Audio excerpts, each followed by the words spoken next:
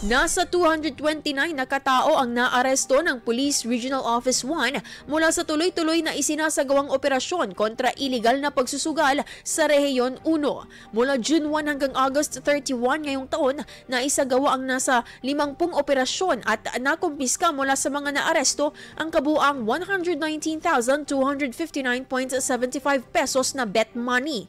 Bahagi ang patuloy na operasyon na ito sa pagpapaigting ng pulisya sa pagpuksa ng anumang uri ng iligal na pagsusugal.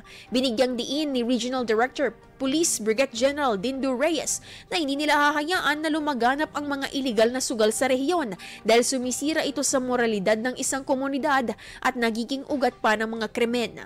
Kabilang rin sa mga hindi palalampasin at mamanmanan ng otoridad ay mga peryahan at ilang amusement park na posible umanong gamitin para maging pasugalan.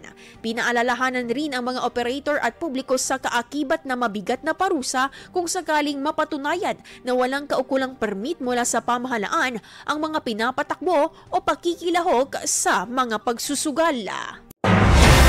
IFM News. IFM News.